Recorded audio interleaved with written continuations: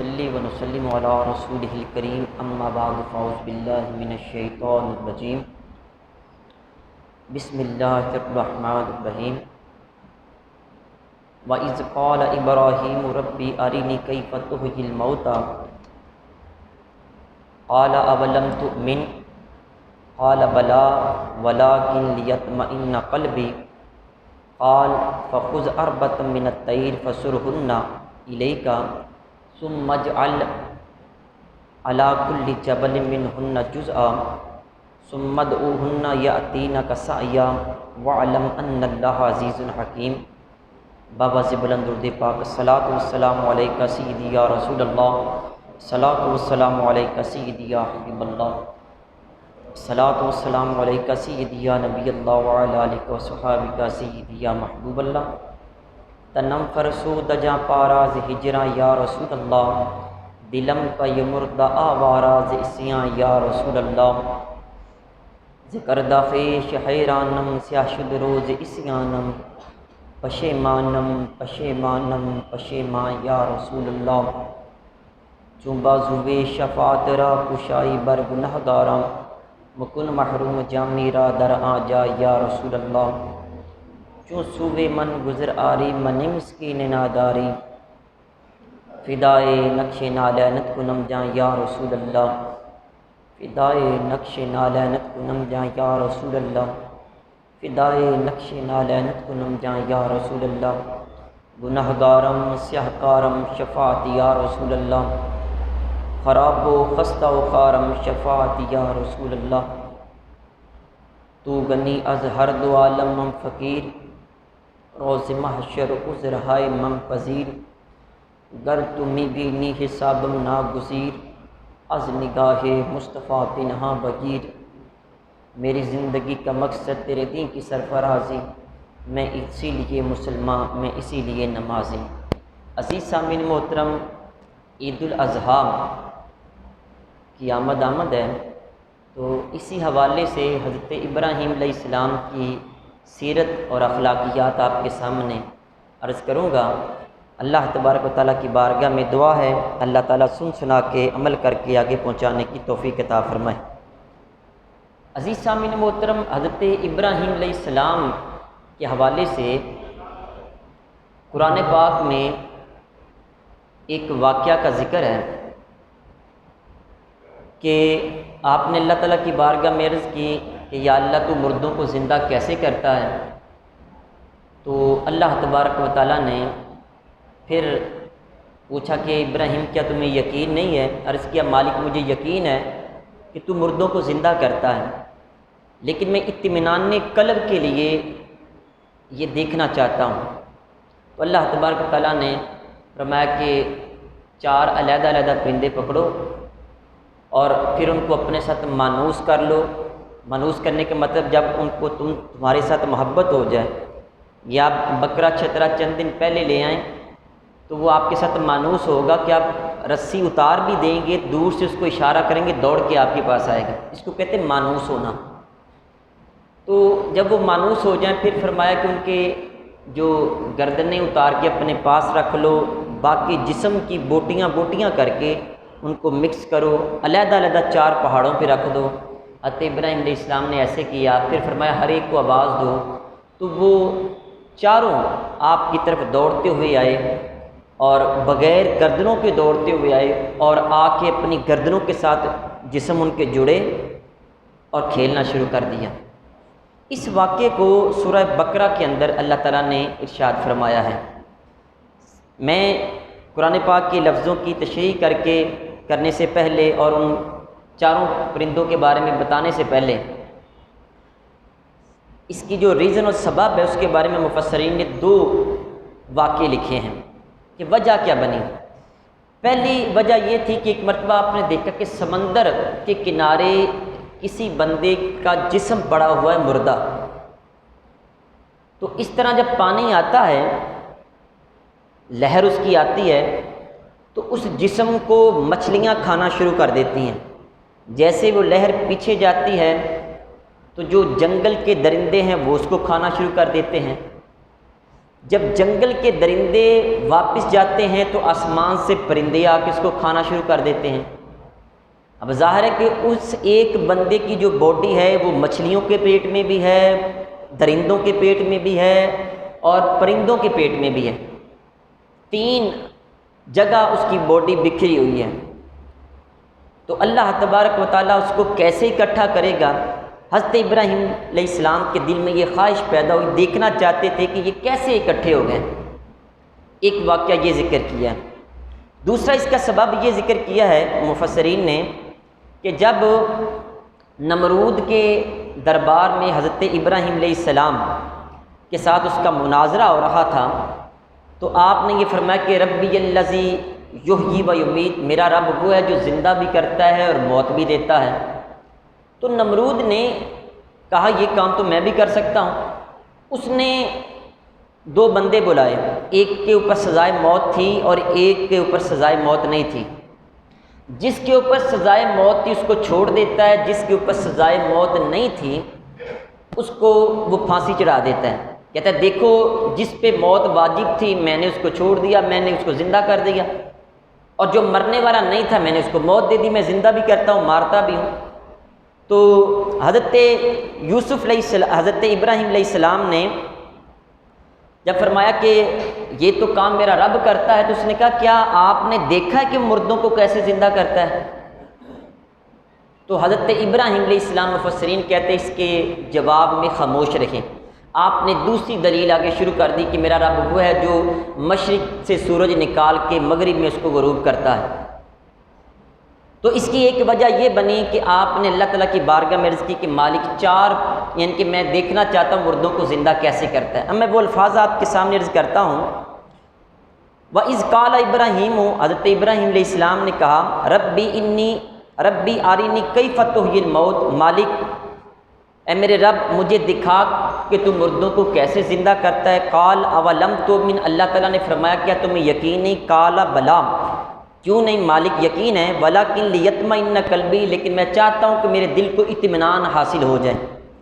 قال فخذ اربعۃ من الطیر، اللہ تعالیٰ نے فرمایا کہ 4 پرندوں کو پکڑو، فصرہن الیک، ان کو اپنی طرف مانوس کر لو، جب مانوس ہو جائیں ثم اجعل علی کل جبل منہن جزء، ان میں سے ہر ایک جو پرندہ ہے ذبح کرنے کے بعد اس کا علیحدہ علیحدہ جو جز علیحدہ پہاڑوں پہ رکھ دو، ثم ادعوہن، پھر ان کو اپنی طرف بلاؤ، یاتینک سعیا، وہ دوڑتے ہوئے تیری بارگاہ میں آئیں گے، وعلم ان اللہ عزیز حکیم، اور جان لو کہ اللہ تبارک و تعالیٰ غالب بھی ہے اور حکمت والا بھی ہے۔ اب یہ جو 4 پرندے ہیں وہ کون کون سے تھے؟ یہاں ان پرندوں کے بارے میں بھی بتایا، اور یا تصوف کا ایک نقطہ بھی بہت ہی پیارا یہاں مفسرین نے بیان کیا ہے۔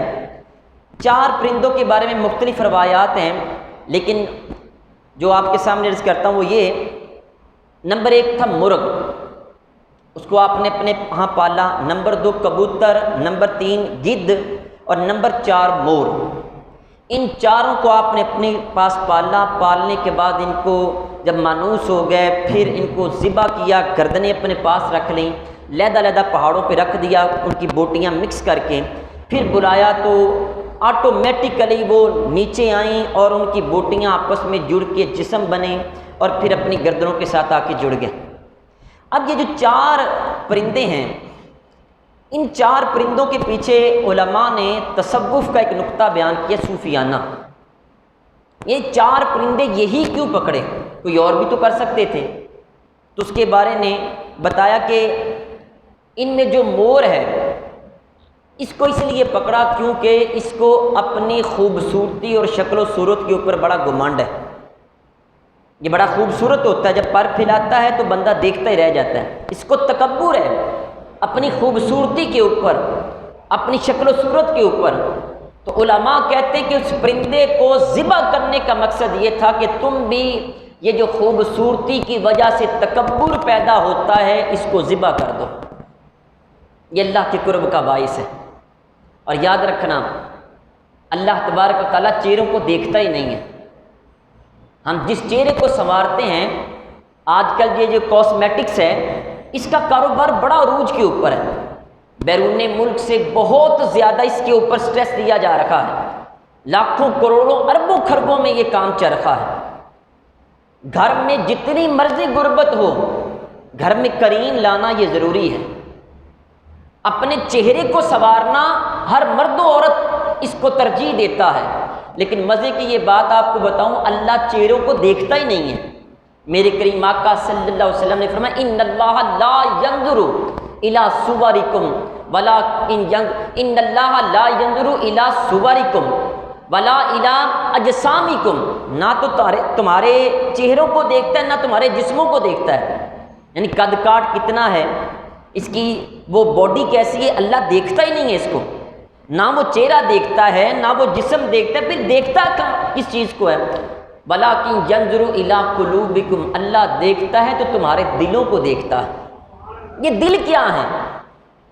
اور دوستو یاد رکھو، دل جو ہوتے ہیں وہ رب کی بارگاہ میں سجدہ کرنے سے خوبصورت بنتے ہیں۔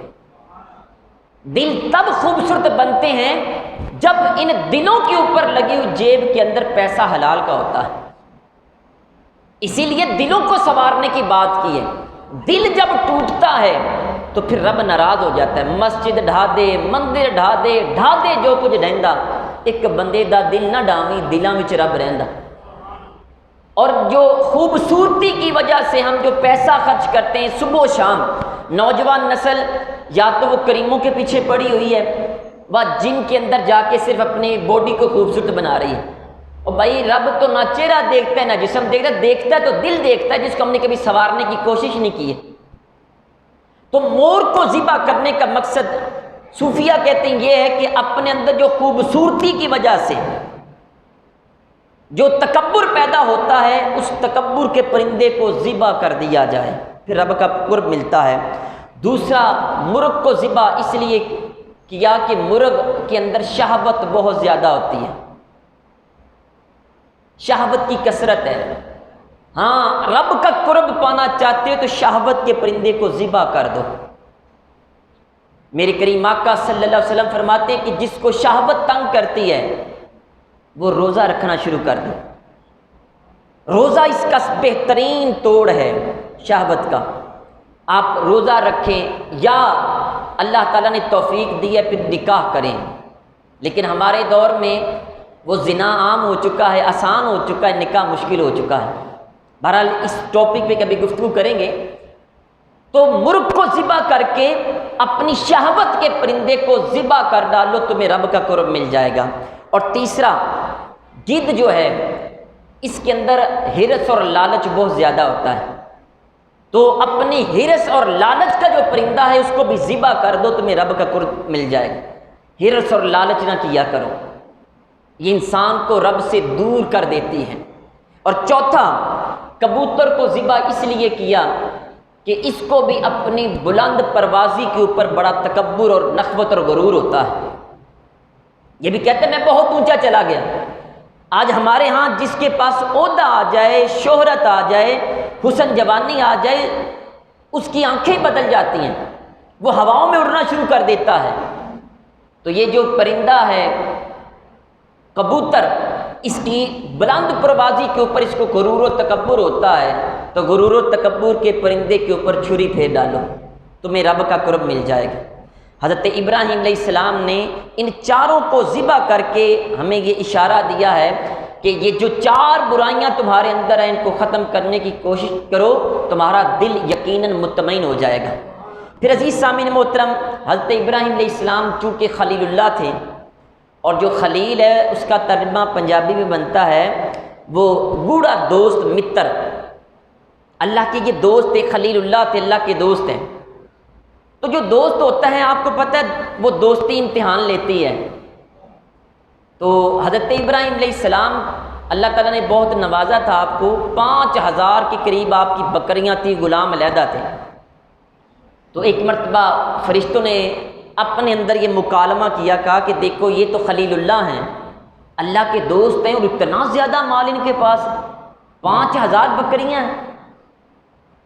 تو ایک مرتبہ آپ ایک وادی میں جا رہی تھی تو کونے میں کوئی بندہ بیٹھا، وہ اللہ کا ذکر کر رہا تھا، اس کے منہ سے یہ کلمات جب نکلے کہ سبوح قدوس رب الملائکۃ والروح، سبوح قدوس رب الملائکۃ والروح۔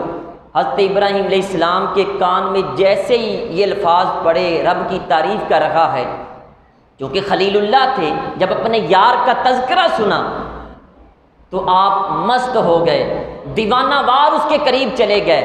فرمایا یار ایک مرتبہ دوبارہ سناؤ نا یہ الفاظ، میرے رب کی تعریف سناؤ۔ جب اس نے دوبارہ یہ تعریف کی، سبوح قدوس رب الملائکۃ والروح، حضرت ابراہیم جوش میں آئے، کہا یہ آدھی بکریاں میں نے تحفے میں تمہیں دے دی ہیں رب کا نام سن کے۔ پھر فرمایا ایک مرتبہ اور ذرا رب کا نام پکارو نا۔ جب اس نے دوبارہ ذکر کیا سبوح قدوس رب الملائکۃ والروح، جب یہ الفاظ دوبارہ کیے تو حضرت ابراہیم علیہ السلام نے اس کو فرمایا کہ باقی بکریاں اور جتنے بھی غلام ہیں ساری دولت میں تیری راہ میں خرچ کرتا ہوں، تجھے عطا کر دیتا ہوں۔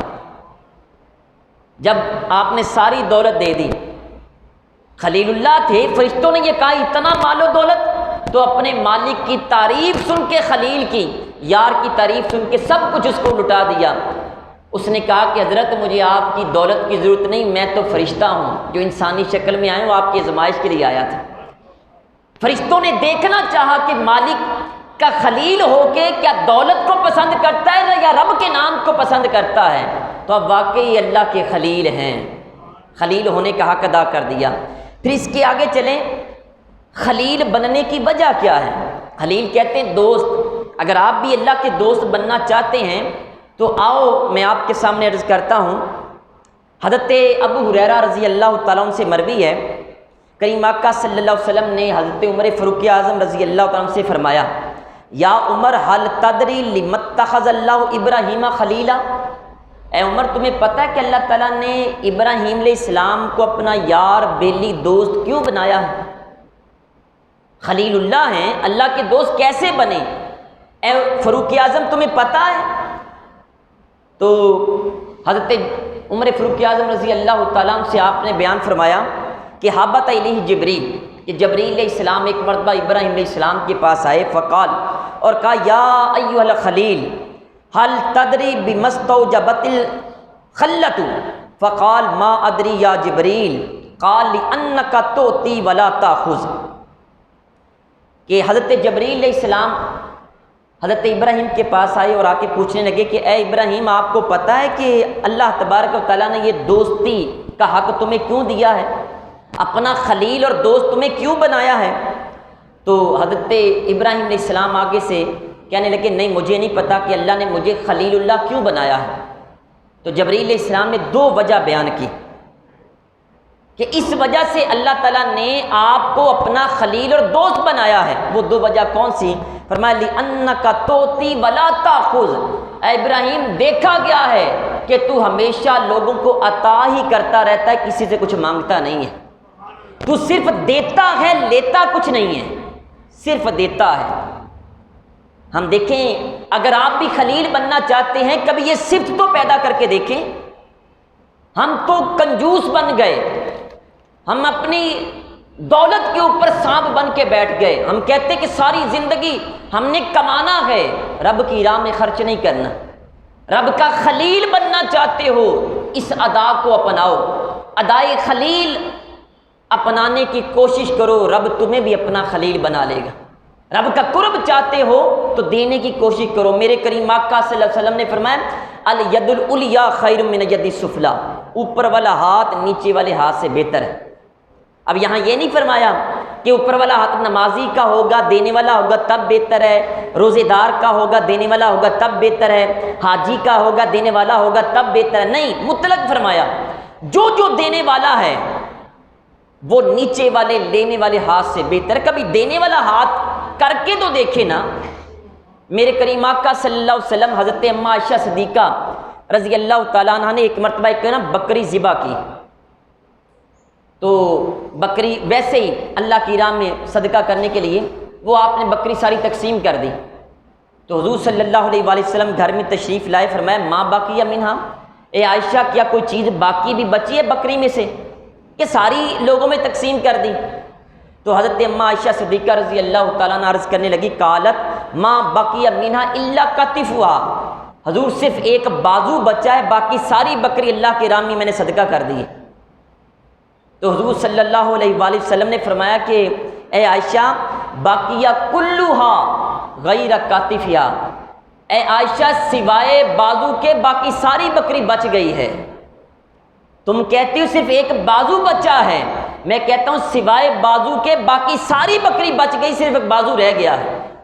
یعنی جو دولت آپ نے رب کی راہ میں خرچ کر دی وہ بچ جاتی ہے، دنیا میں بھی آپ کی حفاظت کرتی ہے، آخرت میں بھی آپ کی حفاظت کرے گی۔ آپ کبھی کر کے دیکھ لیں، ہمارے ہاں یہ ہے کہ ہم جو دولت اپنے پاس رکھتے ہیں اس کا حساب دینا پڑے گا، جو رب کی بارگاہ میں خرچ کر دیتے ہیں، کسی غریب کی مدد کر دی، کسی لاچار کی مدد کر دی، مسجد مدرسے میں کچھ دے دیا، اللہ کی راہ میں خرچ کر دیا، وہ آپ کی حفاظت کرتا ہے۔ لیکن ہمارے ہاں کنجوسی بہت زیادہ ہے، ہم بخل بہت زیادہ کرتے ہیں، اور آج کے معاشرے میں یہ دیکھا گیا ایون کہ والدین اپنی سگی اولاد تک خرچ کرنے کے وہ گوارا نہیں ہے ان کو، بیوی بچوں کے اوپر خرچ کرنا بھی یہ صدقہ ہے۔ حضور علیہ السلام نے فرمایا جو آپ بیوی کے منہ میں لقمہ دیتے ہو، کھلاتے اس کو، یہ بھی اللہ کے یہاں صدقہ لکھ دیا جاتا ہے۔ حالانکہ یہ آپ کی رسپانسبلٹی ہے، ذمہ داری ہے آپ کی، آپ نے اس کو کھلانا ہے، لیکن اس کے باوجود فرمایا یہ صدقہ لکھ دیا جاتا ہے۔ لیکن جو لوگ خرچ نہیں کرتے، بخل کرتے ہیں، یاد رکھنا حضور علیہ السلام نے فرمایا تھا اتقوا الشح، بخل سے بچا کرو، یہ بخل اتنی بڑی بیماری ہے۔ فرمایا فإن الشح اہلک من کان قبلکم، فرمایا تم سے پہلے لوگوں کو بخل نے ہلاک کر دیا۔ آج کے دور میں بخل عروج کے اوپر ہے، فرمایا اس بخل نے پہلی امتوں کو بھی ہلاک کر کے رکھ دیا۔ اور پھر اس کی دو وجوہات بیان کی، بخل کی وجہ سے دو بیماریاں پیدا ہوتی ہیں، وہ کون سی؟ فرمایا کہ حملہم علی ان سفکوا دماءہم، بخل کی وجہ سے پہلی وجہ یہ ہے، بخل کی وجہ سے جو پیدا ہوتی ہے پہلی بیماری وہ یہ کہ قتل و غارت شروع ہو جاتی ہے۔ قتل و غارت کا ایک سبب وہ بخیل ہونا ہے۔ ظاہر ہے کہ جب بندے کے پاس پیسے نہیں ہوں گے، لوگ خرچ نہیں کریں گے، تو اس وقت انسان برائی کی طرف جائے گا، انسان وہ قتل و غارت کی طرف جائے گا۔ جب زکوٰۃ بھی نہیں دے گا، جب صدقات و خیرات نہیں کرے گا، تو پھر معاشرے کے اندر امبیلنسمنٹ ہو جائے گی، غیر متوازن ہو جائے گا، پھر قتل و غارت وہاں پہ شروع ہوگی بخل کی وجہ سے۔ اور نمبر دو فرمایا واستحلوا محارمہم، دوسری بخل کی وجہ سے جو بیماری پیدا ہوتی ہے وہ یہ کہ زنا عام ہو جائے گا۔ جب بخل کیا جائے گا، کنجوسی کی جائے گی، پھر معاشرے کے اندر زنا کی ریشو بڑھ جائے گی۔ عزیز سامعین محترم، بخل سے بچیں اور اللہ کے خلیل بن جائیں، خرچ کرنے کی کوشش کریں۔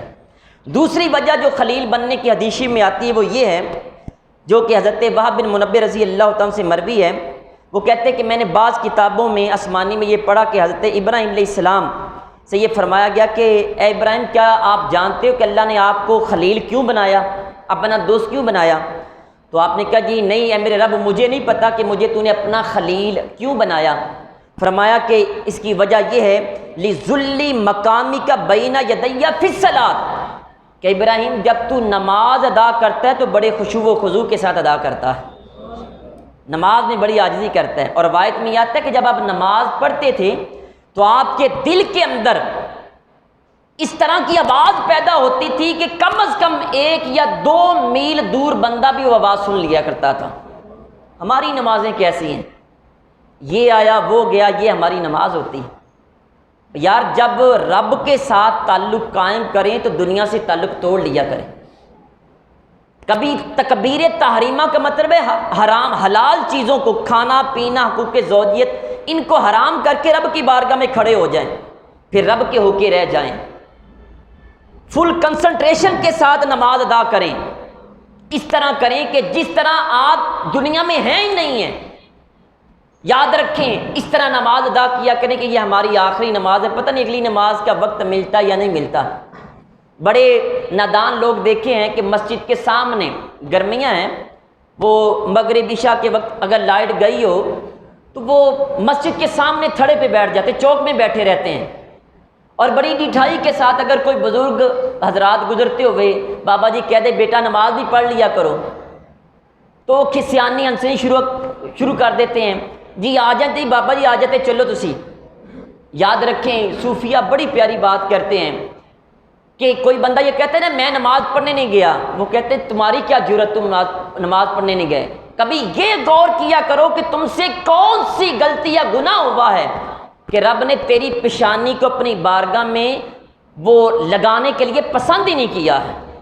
رب نے توفیق ہی نہیں دی ہے کہ میری بارگاہ میں وضو کر کے میرے پاس آئے، تو اللہ نے تجھے پسند نہیں کیا اپنی بارگاہ میں آنے کے لیے۔ عزیز سامعین محترم، حضرت ابراہیم علیہ السلام کو خلیل اللہ اس لیے بنایا کہ حضرت ابراہیم علیہ السلام آپ نماز میں بڑی عاجزی کیا کرتے تھے۔ پھر آپ کی سیرت کے حوالے سے ایک اور بات آپ کے سامنے عرض کرتا ہوں۔ حضرت ابو ہریرہ رضی اللہ تعالیٰ عنہ روایت کرتے ہیں، کہتے ہیں کہ اخلاق کے بارے میں حضرت ابراہیم علیہ السلام کی طرف وحی کی، فرمایا کہ اوحی اللہ الی ابراہیم، اللہ تعالیٰ نے حضرت ابراہیم کی طرف وحی کی، فرمایا کہ یا خلیلی، اے میرے دوست، حسن خلقک ولو مال کافر تدخل مدخل الابرار، فرمایا کہ اے ابراہیم تو اپنے اخلاق کو اچھا کر لے اگرچہ کافر کے ساتھ بھی ہو۔ دیکھیں یہ مسلمان کی یہ تعریف ہے اسلام کی، اگرچہ کافر بھی ہو آپ کا رویہ اچھا ہونا چاہیے۔ ہمارا یہاں مسلمانوں کے ساتھ بھی تھوڑا سا عہدہ مل جائے نا ہمیں تو بندے کو بندہ ہی نہیں سمجھتے ہیں، تھوڑی سی دولت آ جائے تو ہمارے تیور ہی چینج ہو جاتے ہیں۔ ابراہیم کو فرمایا میرے خلیل اپنے اخلاق کو اچھا کر لو اگرچہ کافر کے ساتھ بھی ہو۔ جب اخلاق اچھے ہو جائیں، اچھا اخلاق میں صرف میٹھا بولنا ہی نہیں ہے، میں نے کئی مرتبہ یہ عرض کیا ہے، اخلاق کے اندر جھوٹ نہ بولنا، دھوکہ نہ دینا، فراڈ نہ کرنا، حرام کمائی نہ کمانا، آپ کے لوگوں کے ساتھ جتنے بھی معاملات ہیں وہ سارے اس میں ہیں، یعنی کرپشن نہ کرنا، رشوت نہ لینا، کسی کو دھوکہ نہ دینا، یہ سارے اخلاقیات میں آتے ہیں۔ ہم نے یہ سمجھا کہ شاید میٹھا بول اس کو اخلاق کہتے ہیں، اور بھائی یہ اخلاق کا ایک پہلو ہے۔ وہ منہ میں رام رام بغل میں چھرا، یعنی کہ بندہ سب کو وہ دو نمبری کرتا جائے اور یہ کہے میں یہ بولتا بڑا اچھا ہوں، یہ اچھا بولنا اخلاق نہیں ہے۔ فرمایا اپنی اخلاقیات اگرچہ کافر کے ساتھ ہو ابراہیم اس کو درست کر لو، جب درست کر لو گے تدخلوا مدخل الابرار تو اللہ تعالیٰ تمہیں نیک لوگوں کے ٹھکانے تک پہنچا دے گا۔ پھر اس کے بعد یہ فرمایا کہ ابراہیم میں نے اپنے اوپر یہ بات لکھ لی ہے کہ جو بندہ اپنے اخلاق کو اچھا کرے گا اس کو پھر میں 3 چیزیں عطا کروں گا۔ فرمایا ان اذلہ تحت عرشی، میں اس بندے کو اپنے عرش کا سایہ عطا کروں گا، اپنی عرش کا سایہ عطا کروں گا۔ یہ زمین آسمان سب کچھ ختم ہو جائے گا، صرف رب کا سایہ، عرش کا سایہ باقی رہے گا۔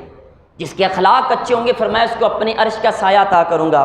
نمبر 2 فرمایا وَأَنْ أَسْقِيَ مِنْ حَظِيرَةِ قُدُسِ، فرمایا پھر میں اپنے اس مقدس حوض سے اس بندے کو سیراب کروں گا، پانی پلاؤں گا۔ جب قیامت کے دن کوئی بھی پانی نہیں ملے گا اس وقت اللہ تعالیٰ خود پانی پلائے گا۔ اور نمبر 3 فرمایا وَأَنْ أُدْنِيَهُ مِنْ جِوَارِي، پھر کل قیامت والے دن جس کے اخلاق اچھے ہوں گے میں اس کو اپنے قرب و جوار کے اندر جگہ عطا کروں گا، اپنے قریب، اپنے جوار رحمت میں اس کو جگہ عطا کروں گا جس بندے کے اخلاق اچھے ہوں گے۔ عزیز سامعین محترم، کیوں نہ ہم اپنے اخلاق کو اچھا کر لیں اور اپنی زندگی کو بہتر بنا لیں۔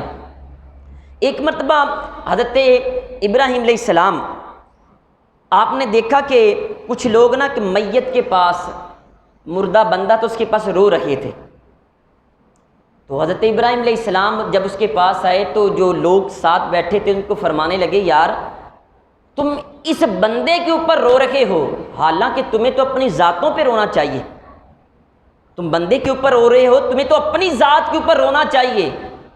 پھر آپ نے اس کی وجوہات بیان کی کیوں رونا چاہیے، میت سے زیادہ اپنے اوپر کیوں رونا چاہیے۔ فرمایا اس کی وجہ یہ ہے، نمبر 1 تو اس بندے نے ملک الموت کو دیکھ لیا ہے، ملک الموت کی کیسی بھیانک شکل ہوگی یا کتنی سونی شکل میں آئے گا اس نے دیکھ لیا ہے۔